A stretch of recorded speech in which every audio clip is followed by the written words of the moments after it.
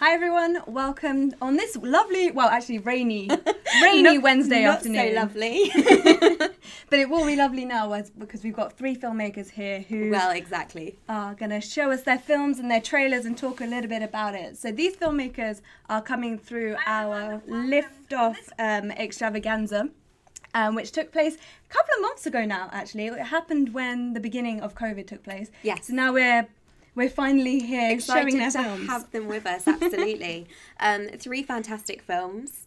We're going to have a really cool roundtable discussion with them, hearing, I'm sure, anecdotes from set, discussions about how the shoot went, and hopefully hear a bit more about the filmmakers themselves as well and their plans going forwards. Should we get them on? So yeah, let's say hello. We have got with us Neil, Razan, and Simon. Hello, guys. Hi, guys. Hello. Thank you so much for joining us. Cool. So why don't we start with Neil? Why don't you do a quick introduction to who you are, what your role was on the film, and then maybe just a quick synopsis or logline, if you have one, for your film. Yeah. My name is Neil Stevens. I'm a filmmaker, writer, director. I do mostly horror stuff.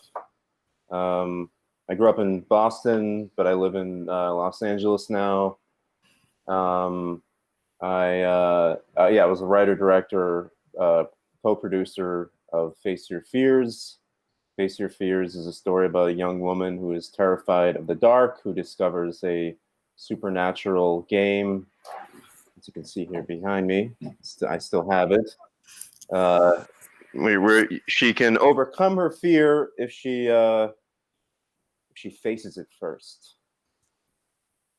That's the synopsis. Nice. Razan, why don't you introduce yourself, your film, and your role as well? Sure. My name is Razan. I'm a Jordanian filmmaker and I live here in Dubai, coming to you from the desert. It is not rainy, it's pretty hot. And my film is MIDAS. It's a short science fiction film. It's basically the story of a woman called Cybele. It's in the near future, kind of a Black Mirror style story, where she works for a technological company that develops artificial intelligence.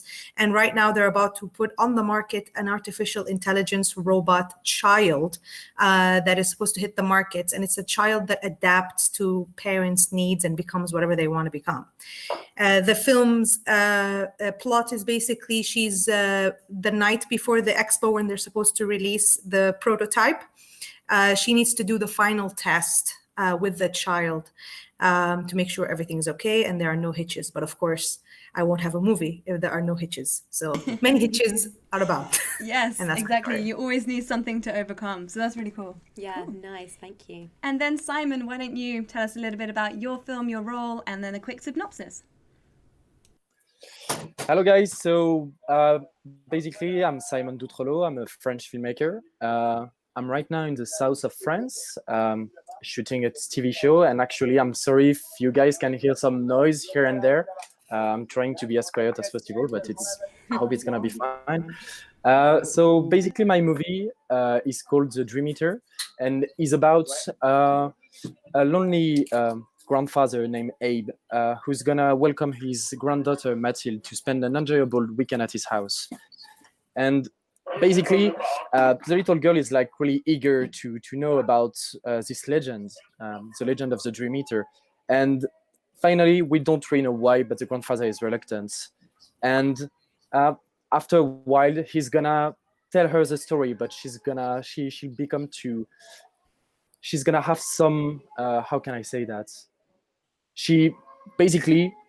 You're gonna find like a lot of similarities between her dreams and the legends, which is gonna be quite spooky. Very cool. We look forward to seeing the trailer and finding out more about each of the films. But let's start. Should we start with Neil? Absolutely. So Neil, a huge congratulations again. You were our winner for the Genre Lab Extravaganza. Fantastic film. Well, we all love all three of these. We are going to get your film up now on the screen for people who will be able to see it muted, and hopefully this will whet people's curiosities as you talk us through a little bit more about it. So we currently have quite a few people watching this, so I will be in the chat room. If you do have any questions for our filmmakers, please put them in here and I will pose them to our filmmakers as the stream goes along. If not, I'll just make them up. But no, I'm sure there'll be plenty of questions. But yes. And here's that anonymous prop that we just saw in the background of your video. Yeah, there we go. We can see it now. So kick us off, Neil, by telling us where did the inspiration for this all start? Sure. Can I see the film with this? Do I have to get on the YouTube stream? Yes. If you head to YouTube, then you'll be able to see it. But make sure it is muted because otherwise it will have feedback through here. Okay. All right. Let me. But at the moment, we can see that she's just pulled up at the house. Yep. It's like, all right. So yeah. And she's staring ominously into the dark. Yeah. I see now. Okay. This is a great opening. So yeah, where did the inspiration initially come from? The inspiration, that's a good question. People ask that after you do it, and you're like, why did I make this thing? I think I was interested in just making a horror movie about some kind of board game. Seemed to interest me because I played a lot of board games as a kid, and I don't know. I used to play them in a dark basement in our house, and it was very creepy, scary down there. So I kind of always associated playing board games with some kind of creepy vibe. I mean, I used to play with a lot of Ouija boards and all kinds of stuff. Did you? My parents were pretty liberal about that stuff. Ouija board, go ahead. And it's pretty creepy. I don't know if they're real or how they work, but they would, spell things out, and I was like, man, what the hell's going on here? So have you done one yourself? Oh, I guess you have done plenty. What I've what? The Ouija boards. Have you had any crazy experiences yourself? I played them when I was so young. They were always really weird and creepy. I'm sure somebody was moving the thing and like trying to creep us out. But I don't know. I never moved it. I was never moving it. Someone else had to be moving it. But that was kind of the inspiration, was these childhood experiences. So did you always see yourself as making horror films then, or was this the first sort of foray into the horror genre? No, I started in comedy, believe it or not. But my comedy just kept getting darker and darker. With the comedy would end with somebody dying, or somebody, like the guy's wife is a serial killer or something, and it was still kind of funny, but it was like, this is kind of creepy. It's like, why don't you just do horror and make it a little bit funny? So I switched to horror, and actually comedy and horror I think have strangely a lot in common, as far as they're all about modulating tension. Like the same way you set up a joke is the same way you set up a scare. Yeah. And I think they're both kind of ways of getting at uncomfortable truths through different means. Like comedy's kind of an indirect manner of joking about something we're uncomfortable about talking about explicitly, whereas horror is more of like it's a way of unconsciously getting at deep truths that we're afraid to talk about. Yeah. So at the moment we're seeing some great shots of the main prop there, the box. When she's reading along the side of it. Yeah, it kind of reminds me of Jumanji. So long. Yeah, it's a little bit of a Jumanji vibe to it, horror Jumanji. So a question I had was, did you create the story around this prop, or was this prop invented for the story? Oh, that's a good question. Oh, I had to create the story, and then I built the prop around the story.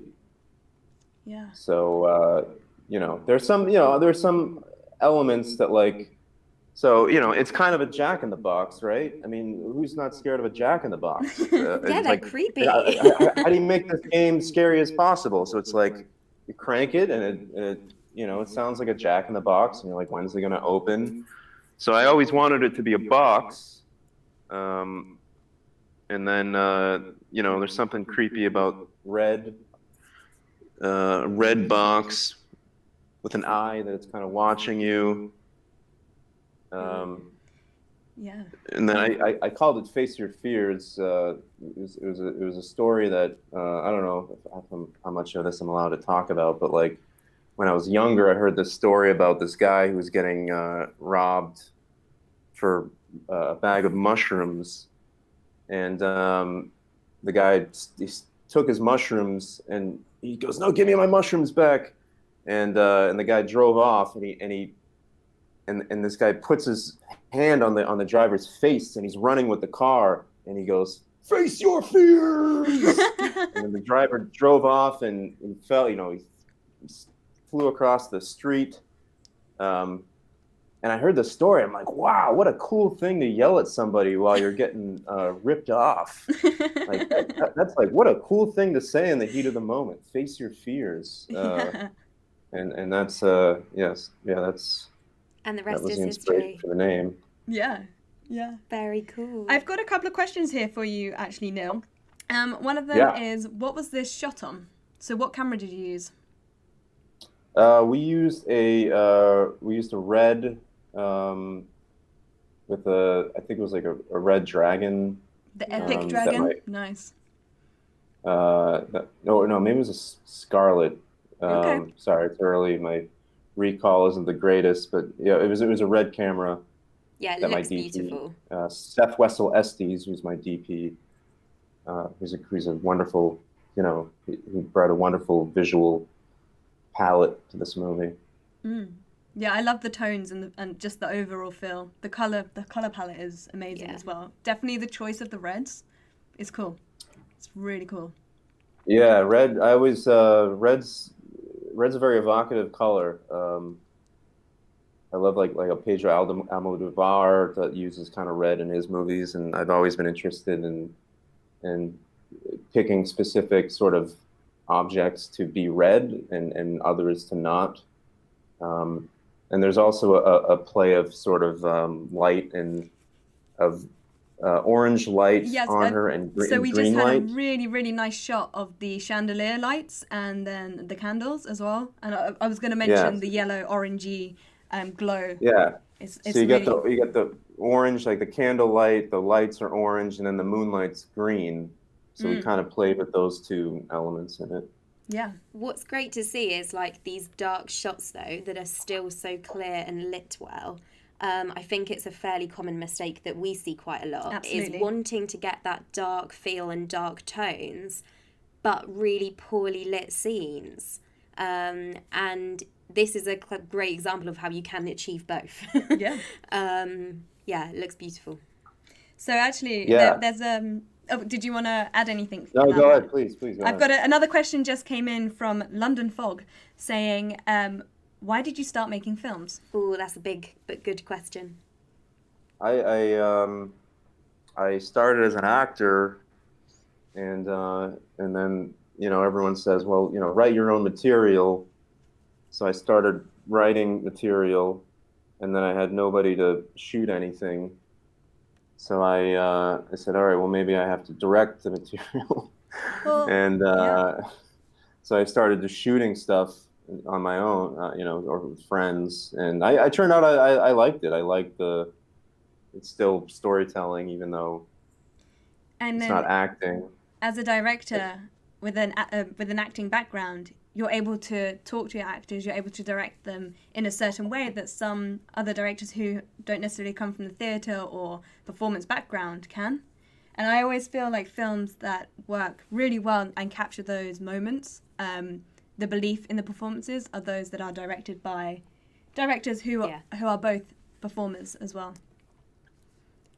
That's a great point. That's a great point, actually, because I sitting in acting class, you know, for 5 hours, once a week or whatever, you kind of gain a insight into what scene is working, what scene is truthful, and what scene isn't. And I think I took that for granted at first, where I was like, yeah, of course I can kind of pick that out. But that was only because I was sitting in class and just seeing scenes that didn't work, and then figuring out why aren't they working.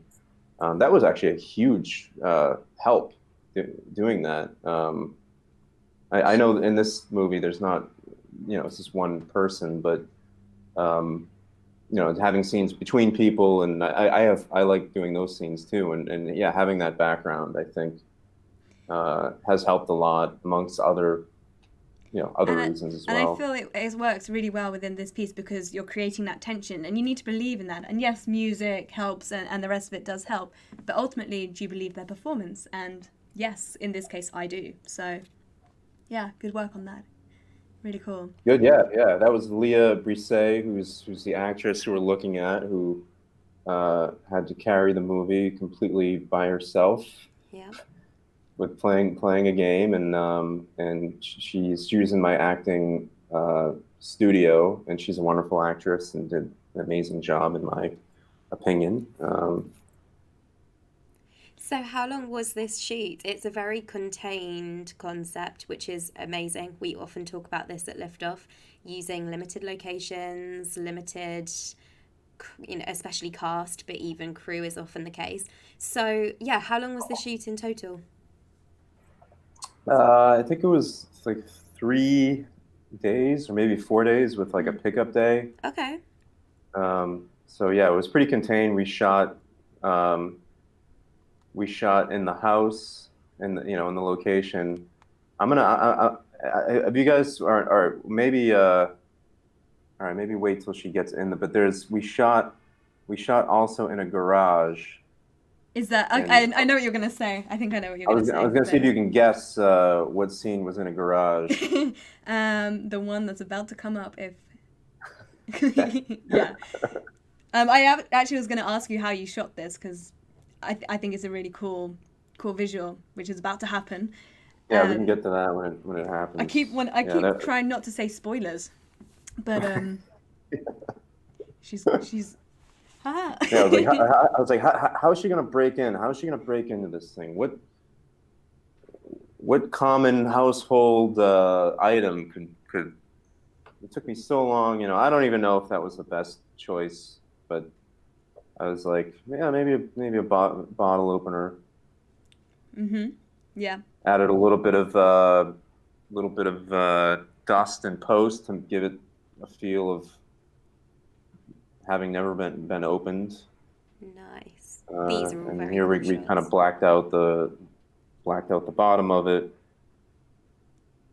So this is still at the location because you can see the ceiling. Yeah. I like this green sort of streak that Seth added to this shot, which is cool. So this shot was in a different location. That was a complicated endeavor trying to get that. So here we go. Always challenging when you're dealing with water. You fellow filmmakers out there, if you want water in your shot, especially if you're, in this case, we had to change the water. It's always a difficult thing.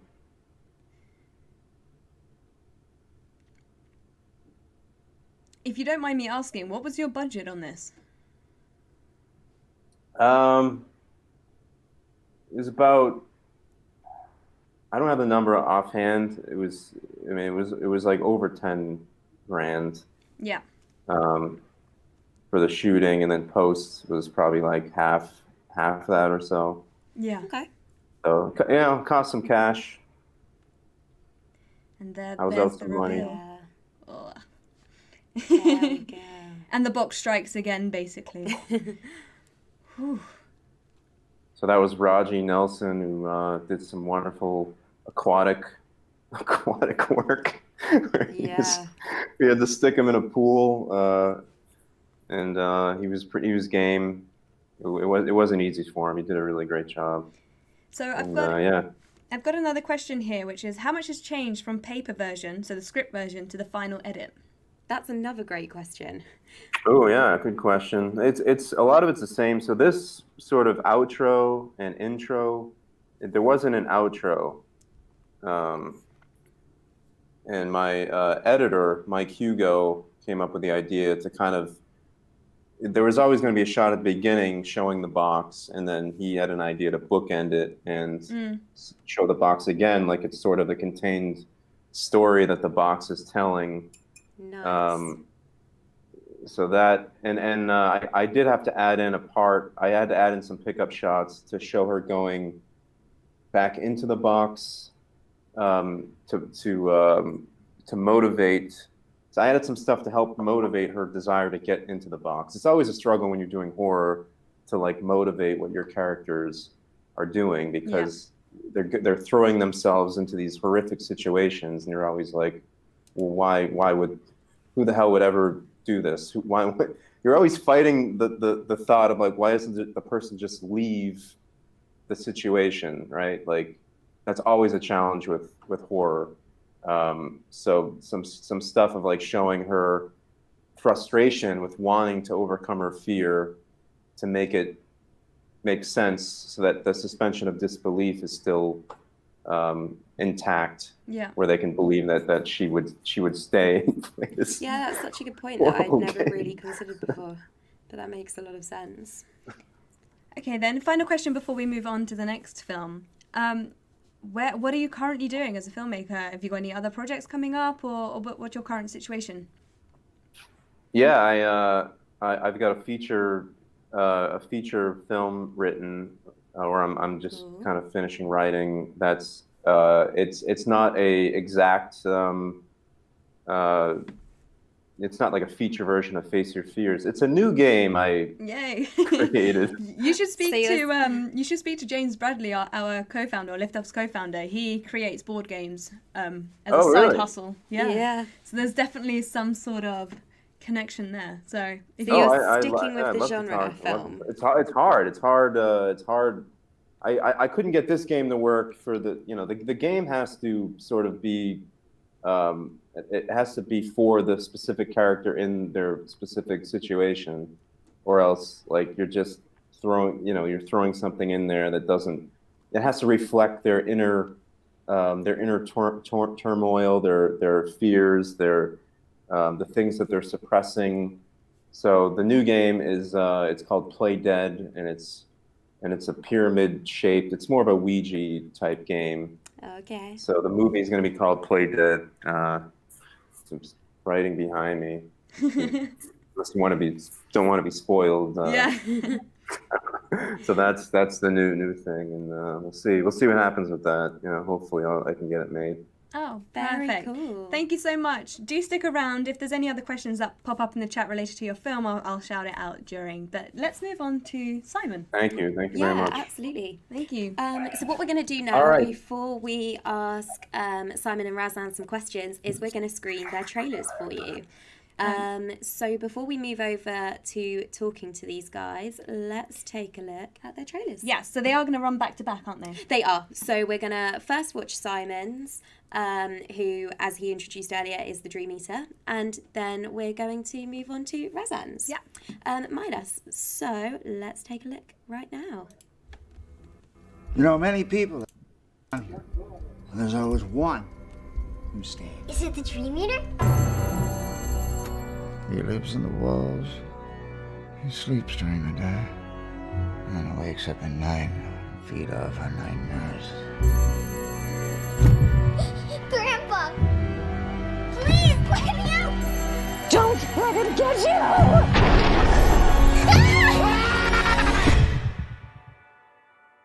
I'm not afraid of monsters anymore.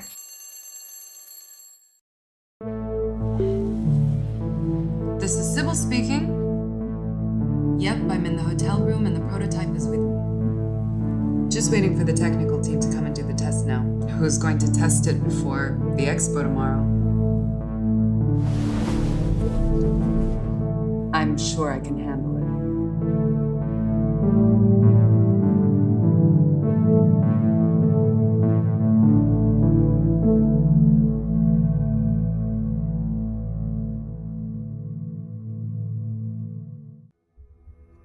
You know, many people have come and gone here.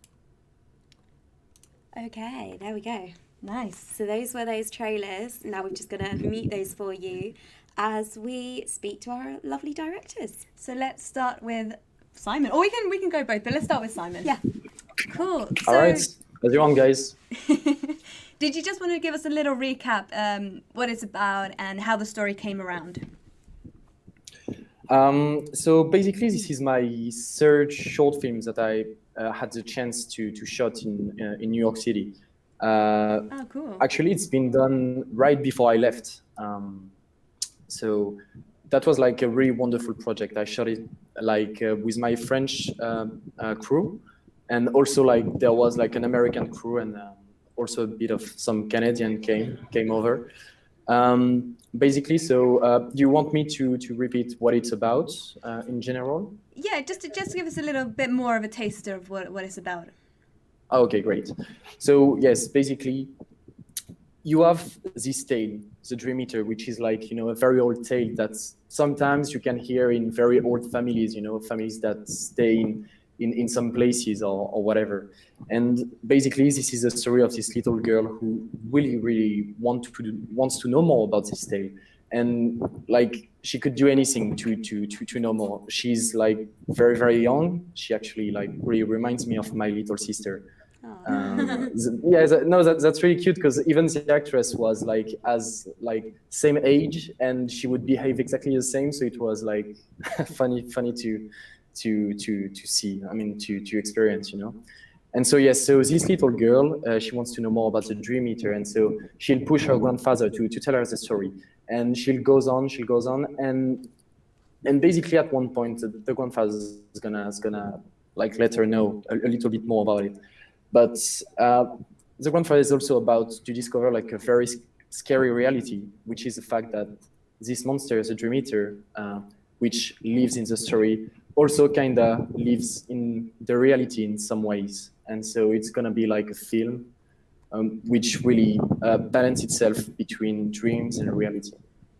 So where did the idea for the monster come from in the first place? Actually, that's a funny story because, as Neil said before, sometimes you don't really like know like when the inspirations arrives or not, and basically it came from the very moment I was working on a feature film as a PA, and I'm actually like claustrophobic, you know. And my first task was to manage like an elevator from inside, and I was scared to death, and it was like 8 hours in a row in this elevator. And so yeah, it was terrible, like truly. And basically like I was thinking like, okay, Simon, just calm down and try to translate somehow this fear into something like, and I was thinking of I thought of this story at the very moment. It was kind of different at the very beginning, but basically it is the same idea that came up when I was in this elevator, basically. Yeah. Okay, cool. I love that. Love that being on set gave you inspiration for a new project. We Right, do hear that, you know? and I love it when that happens. Yeah, absolutely. Creativity inspiring future creativity. All right. So how long was the shoot? Was it a few days or how long roughly did it take to make? So basically, like the shoot itself was 3 days. So Yep. it's really short. I can tell you, like, if we could have like 5 days, at least 4 days, it would have been perfect. But it was like kind of like really expensive to do, and we didn't have enough money, of course, like Yeah. as always, you know. And so what we did was that we had 3 days of repetition in the house. So we had the time to set up like all the lights. I mean, all the light setups. We could do also like repetition with the actors and everything. And so we really began to shoot like the 4th day in the house. And at that point, we had like only 3 days to finish. But yeah, it was quite short. Yeah. Ooh. I mean, we hear about intense shoots all the time, and it's crazy what can be done. And when you have those limitations, your creativity Yeah. and your willpower to get things done always comes Yeah, through. definitely. That's like that's like some of the shots were like definitely not planned like we had like a very, very, not so different, but like, you know how it is. It was quite different at first in prep. We tried to stick as much as we can on what we needed, but obviously in 3 days to do like a 20-minute short films, like you can imagine how tough it was. And actually, like the funny thing was that when I was back in France, like in January or February, we did some reshoots, and it was like in a very, like, as you could imagine, in a very different apartments with a different camera, with different props. Actually, we managed to do it. And like, if you like, obviously the movie is not on screen, but the 3 first minutes are reshoots, basically. Okay. Yeah. So, I thought you had like a French team that were based in New York, but you actually flew them out. Did everyone fly out to New York? Yeah, right. Cool. That's what happened. I mean, like, some of them were already in New York because we left France together as not as a team, like as students, because at first it was like for studies, and afterwards we all stayed to work in New York City. But like some of the crew were here with me, and like the other parts, like 2 or 3 people flew in, and I mean, no, 5, because like some of them were Canadians. But basically, yes. So it was my DP, Julien Grandjean, who came from France, and also my production designer, Naima Afian. And these 2 people are very close to me. We are doing film since 5 years together, and also, so yeah, it was great to have them on set. And we also had like our grip department coming from Canada, and I hope I'm not forgetting anybody. So I'm so sorry for you guys if I'm forgetting you, but like, as you know, like basically without my team, like I would have done nothing, you know. It was like such a wonderful team, and I'm sure like if it was like a different team with whom I mean, we were not counting the hours on set. So I mean, I'm really glad that I had that team that have some trust in me, you know, and that managed to do what they did. It's really nice to hear that you work with the same people over and over and over again. Yeah. It's nice that you have your own kind of production company, I guess. Yeah.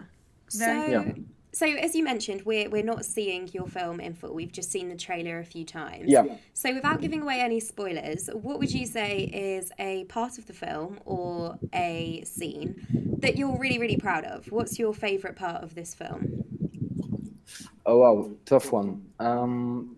So I would say I'm really proud in terms of mise en scène of Mathilde's dream sequence. So Mathilde is our little girl, and basically it was like a very good, very, very good acting part. And also it was like pretty difficult on set because we begin in a daylight, basically, and the little girl is playing hide and seek with her mother. And basically she goes out of the room, and when she comes back, it's like all dark with a gloomy light from the window and stuff. And like, so it was like very, very difficult to shot because it's like a long shot, you know? Yes, can we say that? Like a long shot is like a shot that is not cut, right? Yeah. Tell me if I'm wrong. No, that's absolutely right. So it was a long shot, and it was like something like 30 seconds, but like, so when she moves out of the room, everybody's like changing everything in the room. So it's a nightmare sequence. I mean, it's a nightmare scene, and it's like, it was very tough to do. And actually the whole scene is great because like we have then like a very spooky scene with like a monster waiting for her in the closet and stuff when she comes back in the room because she's playing hide and seek with her mother.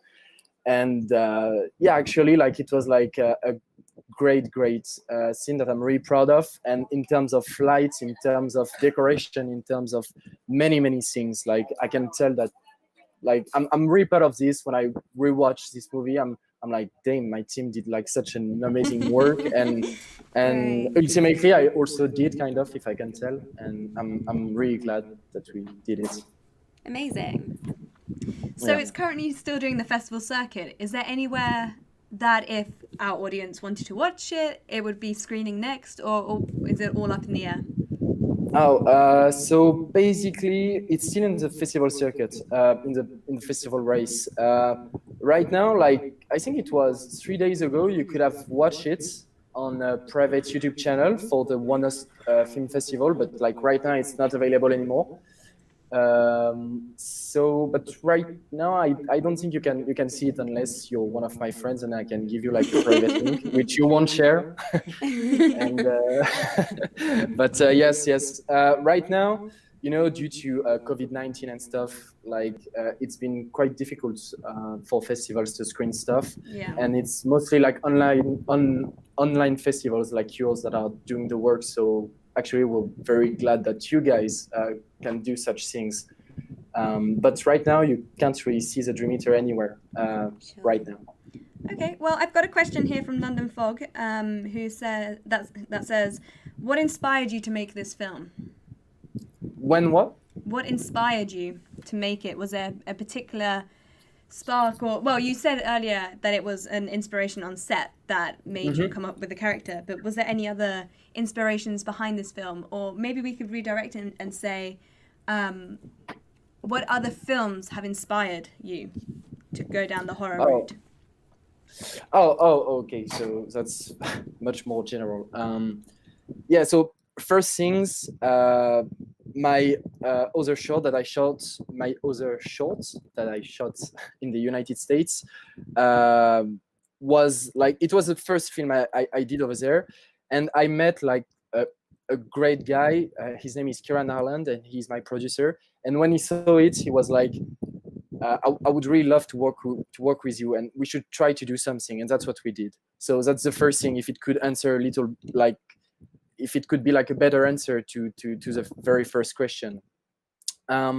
Afterwards, I have like, as all the director, as Razan or Neil here, I have like tons of films that I could refer to. I would say very fast that the first one I could refer right now, I would say it was The Babadook. Maybe you guys have heard of it.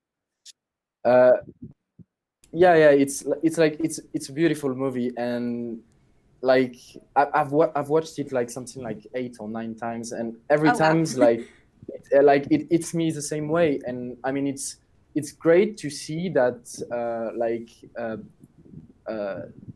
genre films, and I mean independent films can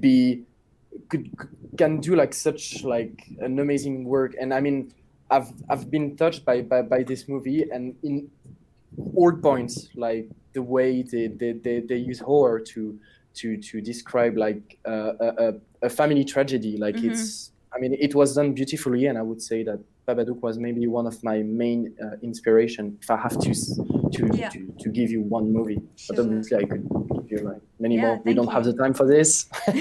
So. Well, I highly recommend that everyone watches The Babadook. Have you seen it, Claire? No, I haven't. So I've told Claire about this film like 3 times, so now you've been told by Simon as well. There we go. You have to watch it.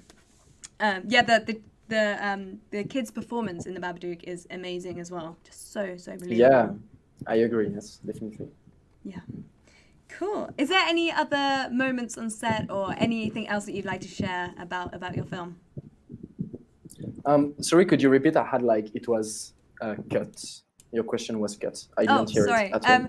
I was just asking if there was anything else you'd like to share with our audience regarding your film, or if there were any kind of fun moments on set that you'd like to share your anecdotes about. I mean, antidotes. Wow. Anecdotes. Anecdotes. No antidote needed. Sorry. I always say some things. No, I mean, like, I suppose for every filmmaker, every director, or basically like anybody who's working in the film industry, like it's a very tough place to evolve in. But I guess like on set, it has been like really hard because we had like so many difficulties. But what I can tell you is that the experience was so great. And I mean, you know, I'm kind of a nostalgic guy, and I every time I think of something in the past, I'm like, I know that my vision is kind of deformed. It's not really the truth. But what I can tell you about my shooting experience was that I have like a great memory of it. I know it was stressful and it was difficult from A to Z. But what I can tell you is that there is like, it's so rewarding when you finally have your film, when you can show it to people. And like you guys, just before the live, when you told me like you really liked it and everything, like it's the best reward you could hope for. And so we've said this before. So, we've said the moments where you're standing in the freezing cold, or you've been up for 16 hours, it pays off, because we're all doing it because we love it. So so it's always nice to hear that, you know, as much as there's hurdles to overcome and things like that, people have got great memories and enjoyed the experience. So I truly enjoyed it, and it was great. And I would like to thank again like my whole entire team, if you guys are listening. And that's it. That's a nice point to round up as well. So as we can see, you're sitting on set. Yes. In a lorry or in something. I am. And it's in a storage cupboard. Super hot right now, because you have like the sun coming from the ceiling of the truck, and I'm like, but it's good. I'm also living like a good moment with you guys, so nice. I was going to ask you, so you're obviously working on this TV show, but what are you doing for yourself? Do you have any passion projects currently, or any other films in the works? Yeah, sure. So since the Dream Eater, like I wrote, I think 2 other short films, plus like thanks to COVID-19. I also had the time to finally finalize a feature film. So it's all done, it's all written, and now I'm just like, right now I'm working for 3-4 months on this TV show. But once I'm back in Paris with my team, same team, because you're the best guys, we are gonna like do like another short, and hopefully very soon this feature that is now completely written. So yeah. Wow. And like Neil, are you sticking with genre content, or is this something completely different? No, it's gonna be like same thing, same kind of horror fantasy film, mixed with drama and everything. And Sounds awesome. Yeah, sounds very cool. We look forward to seeing that. Shall we get it does Razan on now and find out a little bit? What did you say? We were just going to move on to Razan, so find out a little bit more about Razan's film and your filmmaking career. So thank you so much, Simon, for joining us. But do stick around, and if you have any questions for each other, do feel free to pose them during this time as well. Sure. But in the meantime, you can go on mute and put that fan on again if you need to, if it's getting really hot in there. Okay, hi Razan. Hello. Hi. So we've seen your trailer. It was the sci-fi spectacular, as we saw. Yeah. Tell us a little bit more about it and what inspired the idea behind that, because it instantly reminded me of a Black Mirror episode. So I'm sure that was one of your inspirations. That's awesome. Yes. Good. Cool. Well, so the way that this film even came about, so just I need to explain where I am and where I function. So, I live in Dubai, and we don't really have a film industry here. Okay. And generally it's a corporate commercial industry. Yeah. I used to work in production as a producer and then first AD, and then it got a little tough. And now I'm actually a film professor, so that's my day job. So I teach film and television production. Okay. And during the day and at night, I make films whenever I can. Yeah. And it's kind of crazy still in the industry though. It's just nice that you're able to do a day job that is still consumed in the world. So I can have this house. Yeah. I have to, so I can live, But so it's a very fast-paced life we lead here, and we're constantly working. And whenever we find a free moment, this is when we start working on our film. And I say we because I've managed to find a group of like-minded individuals who love film, who are film buffs and passionate artists, who jump on the opportunity every time one of us has an idea, and we try to make a film together. But most of the time, because of the nature of our lives, we're motivated by film competitions, because again, we don't really have an industry here. We don't really have, festivals or anything. So mostly like a film competition rolls by and we get motivated. We're like, okay, let's participate. So my team, with minor changes, but generally my core team has been, we've been participating in the 48-hour International Film Festival more than once. And that's how we all met the first time. We all made a team for the 48 hours and we kept coming back until we won the thing. And we won with a genre film. Yeah. We won with fantasy horror film. I was called Shahmat, which you actually can see online. It's Shahmat 48 Hour Film Festival, and you'll find it. And so we did that, and we got super motivated, and we're like, okay, so now we want to make more films. Another competition rolled by, which was a screenwriting competition. It was sort of a corporate thing where it was at a hotel chain here, and they wanted a script. It was a script writing competition. They wanted a two-header, like 2 characters in one hotel room, anything. Short film, and if they select the film, then they would fund it and make it. And here's the word, fund. So the thing is, because there's like not an industry, we don't get funds, so most of the films we do, we're doing it out of pocket. And for competitions, they're not really high production qualities, and we're still stuck in that guerrilla filmmaking box, and we're unable to break out. Sure. And I'm unable to break out. So I was like, maybe if I do this, I'll get a science fiction funded, and I can make it. So we participated. So me and a longtime companion of mine and mental partner, Nidal Murra, who's the screenwriter of this film, and I found out about the competition like 2 days before the deadline, of course. Of course, Nidal, you have to come to my house. We have to write a film for this. Maybe we can. So he literally walks over to my house, and we sit down and we start brainstorming ideas for 2 people in one location. And I tell him that I'm fascinated with the concept of Turing tests and testing artificial intelligence and seeing like what makes them human, what makes them not human. I'm just fascinated with that concept because I love genre films, I love science fiction, and I'm a big fan of Blade Runner and all that kind of stuff. So I love that stuff. So I'm like, I want to do something like that. 2 people, one of them is a robot, one of them isn't, and they're testing each other. Let's see. Developing the idea further, the 2 of us, I sort of moved into something which is a personal fear of mine, which is the fear of motherhood. Being an Arab Muslim woman, I'm expected to already have 3 children. I don't.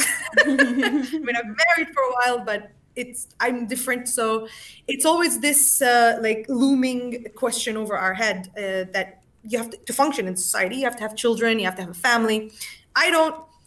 Not sure if I will ever, but who knows? But the idea is that I always feel, because I'm trying to make it, and I'm trying to make it as an artist, I'm trying to make it as a director, and I have a day job, and it's like children will get in the way of that, and but I'm always afraid that there's this program inside me that one day it's gonna go like, you want kids. It will just like happen. Something's gonna click, and that's one of my fears. My fears is wanting the thing I'm afraid to want. So we were talking about this, and then we're like, okay, so it's our main character is a woman who is not, like, she's testing a child who will adapt and become the kind of child she would want. And then that thing inside is going to click, and it's going to create that conflict. So she's going to develop motherly feelings, and it's going to impair her judgment and get her in trouble. So that's where that concept came from. So we sat down and we wrote the treatment, and then Nidal disappeared for 15 minutes, wrote a script, and then came back. This was like now 4 a.m. in the morning. I had work the next day, didn't sleep. We wrote it, we rewrote the 2nd draft, 3rd draft, and then we submitted it. Probably like the same day of the deadline. So we were shortlisted, we were in the top 10. But however, we weren't picked. And the reason was they were like, it's not producible. It's too much money. Because every time somebody sees a science fiction, especially in this region, it's not producible. Comedy, drama, this is where you live. So we don't have action, we don't have science fiction, we don't have fantasy. God forbid we have fantasy. And of course, horror can be done because it can be done small budget, but people not much into it. So it's tough to get this stuff done here. So they're like, it's not producible. But to be honest with you, Nidal wrote an incredible script. It's probably the best script I've had to work with so far from all of the films that we've done. And I'm like, man, this deserves to be made. Let's try and make it. How? I don't know. What money? Who knows? We'll figure it out. So we took the script and we started, we showed it to our friends and team members. And that was really the key. So this is where I partnered with Neo Apelian, who is my producer. And him and I were partners. So I produce his films, he directs, he produces my films, I direct. So we do that all the time for each other. Again, we're just he has a day job, I have a day job. So I showed it to him. He's like, oh my God, we have to make this film. And that became our key. We'd approach people and tell them, listen, we don't have money, but we have a cool idea, and we're hoping we can put it in festivals and hopefully later try to get funding to do genre films in this region. Read the script. So people would read the script, they'd come back like, I love it, let's do it. So either like they do it for very little pay, but like 80% of the people who worked on the film did not get paid, and they were either doing it out of the goodness of their hearts, so God bless them, or because we did like exchange of of services. So they'd help me with this, I'd help them with their video, things like that. So it became like a sort of an equivalent exchange program for how to make a film. Yeah. So then we made it, and it was very tough, and we didn't have money, and it was we had only 24 hours to shoot this film because that's the only because I had to pay for the hotel room, and the hotel room had to look good, and I had to get a fancy one. I can only afford it for one day, so one night, really. So we shot it in like 20 hours, the whole thing. Well, thank God for all the 48-hour film competition practice then. Exactly. Very Which is what I true. wanted to avoid, but I ended up doing it anyway. But yeah, So, even 48 hours, we had 48 hours, so it was actually a little bit more. I actually got a question here from Santina, who asked, do you find it difficult maintaining a day job and balancing it with your creative outlet? It's extremely difficult. I don't know what sleep is. Food is always in the car on the way to meetings. I also have, I mean, like, other than my full-time at the American University in the Emirates here, other than my full-time job and trying to make films, and again, sometimes it's my film, sometimes the films because I produce my friends, because we all help each other make our films. So it's either my film or, and I also have a YouTube channel where I review movies that I'm constantly, so I don't know what sleep is. Always going on. So it's quite difficult, but you know, being here is very difficult for us, most artists in this region, to get a platform, and you sort of have to throw the widest net possible and do whatever you can to make it.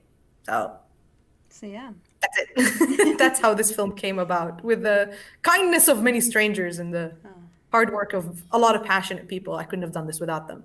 Yes, that's so true, and that is the indie world, unfortunately, until more funding schemes come in place and more time and everything else falls in place for us, then that's the way we're going to have to work sometimes. So the shoot was 24 hours, so obviously I imagine there was lots of hiccups along the way. Was there any particular moments you'd like to share with us? Well, as you saw from the trailer a little bit, the biggest thing that we tried to work on was MIDAS's physical design. And we had a big plan, and we had actually designed a wardrobe, because MIDAS is supposed to start out in the beginning as an androgynous child, so we don't know what sex it is. And then according to what the parent would like, it would sort of do like a psychoanalysis and start changing. And that happens in the film. We see Midas change and become what Cybele, the main character, would want. So she turns into a boy or a girl, depending on what she would like. So she was supposed to look very androgynous. We tried our best with what we had, but we had built like a head gear, a robotic sort of like a balding silicone thing. And we did a lot of makeup tests, and it was fantastic. But unfortunately, it malfunctioned in the shoot day, and we needed a lot of time to fix it, and we couldn't. And I just happened to have a white wig, because I'm a giant geek and I go to Comic-Con here and I dress up. So I had a white wig, like a long white wig from like an anime show. So I cut it, put it on her head. There you go. Hopefully that's androgynous enough. Yeah. But that was the biggest, like for me, that was like the look of Midas was something I spent so much time working on, and it didn't even remotely happen. But I think for people who don't know what it was supposed to be, they don't really care. Yeah. But for me, because I know what it was, when I have all the sketches and the design, and then it just didn't happen. Sure. But that was like one of the biggest hiccups. Another big hiccup we had is that we were in a 5-star luxurious hotel here. And we had booked out 2 rooms, so I couldn't afford more than one night. So we had 2 rooms, one green room and one where we're shooting. Yeah. And we were, for us, the green area where we're putting all our equipment was the bathroom. And in the middle of the 20-hour shoot day, the one bathroom that we had the equipment in, that we were shooting in that whole hotel, leaked water on our equipment. Some of the equipment. I don't own this equipment. I didn't rent it. I borrowed from different production friends, because I was working in production, so I know a lot of friends like, man, can you get me a focus pulling machine? Can you get me the gearbox? Can you get me just we sort of did this like collection of gear, and it was all in this bathroom. Thankfully, nothing got damaged beyond repair, but it was just another like 2-hour delay to rescue the equipment from I would have cried. I would have literally cried. And the person who saved me actually from that disaster was emotionally was Dana Dajani, our main actress. So Dana Dajani is she's a beautiful Palestinian poet. She's watching this right now. I believe so. That's awesome. Yes. Hi, Dana. She's a beautiful Palestinian poet and performer, and I really ran after her to be in this film because I thought she would be perfect for it. And she was really my rock during. And we didn't know each other very well. Like we know each other through different circles, and I've seen her work with other friends whose short films she's done. And she's an incredibly talented artist, and like one day she's gonna be famous. I'm gonna be like, I knew Dana. So there you go. But so in that moment in the bathroom, of course, one of many nervous breakouts was that I was like, we're not gonna make this movie. We have to leave in 8 hours. We're still not even halfway through. So she came, she grabbed me, and she was like, she started like giving me all this like pep talk. I don't remember it because I was sort of blacking out at that point. But I remember it worked because she grabbed me and she's like, listen, you're gonna get through this. And then blah, blah, blah. I don't know what she said, but she said stuff that worked. And she really like snapped me out of it, and we continued to make the film. So yeah, I totally did almost break, but she really held me together. So thanks to her. Oh, amazing. Do you know what I'm going to do? I'm just going to switch us back to showing those 2 trailers again, just so that people can be refreshed on these as we keep talking. So there we go, just so we can see some of those visuals that we've been speaking about again. Yeah, definitely. Cool. Sure. So what's happening with the film now? So it's still doing the festival circuit. Have you had much success, and what is the plan after the festival circuit? Well, currently, the film is still, like Simo, it's in the festival circuits. We're actually semi-finalists in the Burbank International Film Festival, which we're very happy about. Yeah, congratulations. Yeah, thank you. And well, this was awesome. Like Lift-Off, we didn't think we'd like be a finalist at all, but we did, which was awesome. And we also we screened in multiple film festivals. We're in a lot of sci-fi. We're in Sci-Fi London, but it got postponed. Yeah, we're in Speculative Film Fest in Seattle, got postponed. I mean, it's COVID, of course. Like you've heard my journey with this film and the disasters that happened, and now I'm still in it because now it's COVID and we can't go anywhere. And here in Dubai, we're on total lockdown. If you travel, you can't come back, and people are losing their jobs. So I can't go anywhere. But yes, it's also in Sydney, a Sci-Fi Film Festival. It screened last week at the Women Texas Film Festival. So it's still, I'm still waiting to hear on a lot of festivals. So hopefully it does well. For next week, I mean, while we were shooting this, I was producing another sci-fi film for my producer, Neo. It's almost done because we've been literally doing, for a year and a half, we've been trying to do, it had a lot of special effects, and we're doing the post-production special effects with people for very little money. So it's taking a year and a half to finish something that needs 2 months. But we're almost done. So we're probably going to release that end of this year. And I also wrote, I wrote another zombie film, but this was an Arabic film now, which is a genre zombie comedy based in Jordan about a family insisting to have a wedding despite an outbreak of zombies. But it's not important because the wedding is more important than the outbreak of the sounds like COVID. And it's sort of reflective of what happened here, where like COVID-19 is happening and people are still insisting on doing weddings and funerals, because weddings or funerals are very important in our culture. We do them no matter what. It's like, dude, people are sick, don't do it. It's like, but it's the wedding. It's more important than. So it's, you know, these cultural things. So I was inspired by it. And one of our biggest outbreaks in my country was because of a wedding. So I got inspired by that and I wrote the comedy. But instead of COVID outbreak, it becomes a zombie outbreak. Taking it to the next level. Yeah, that's hopefully, I mean, I'm writing it now, but now like hopefully I'm going to start applying for some international funds. And this is why I'm sometimes switch between English and Arabic language, depending. I mean, and it's sometimes a good opportunity to use foreign language, it helps a little bit better to get some funding for it. And it's an authentic story in Jordan, so that's why. You should definitely look at co-productions and see what tax rebates you can get if you're going to shoot in Jordan or anywhere else. Hopefully. Well, if MIDAS does well, that's the point. If MIDAS does well in the festival circuit, I could be like, hey, look, I did this. Yeah. Use it as your calling card. Yeah. Help me make movies. So it's kind of like that, yeah. Wow. Okay. Well, thank you, all three of you, for joining us. There's been quite a few people in the chat room, and Sammy has just said that they've learned so much from hearing about how each of your films have been made. So thank you again. Yeah, that was so great hearing like different things from all three of you. As we've said already, 3 amazing films. So do check them all out when they become available. Yes, yeah. So do let us know and we'll share it with the viewers here as Yeah. well. So when they are publicly available, we'll get our network looking at your films as well. Amazing. Well, yeah, thank you so much, everybody. Thank you. And, Thank you very much. Stay in touch with us. Thank you. Okay. Bye-bye. Thanks a lot. Bye bye. Thank you for everything. Bye, guys. Cool. That was so good. That was really fun. That was really, really fun. I love hearing about what struggles they've had and how they overcome it. I mean, when we're on set, we're a nightmare sometimes, so. And visually they look, I was just thinking how all three of those looked amazing. If I was watching that right now, I would definitely be wanting to check those out. Yeah, we'll definitely share on their links when they become available. Yeah.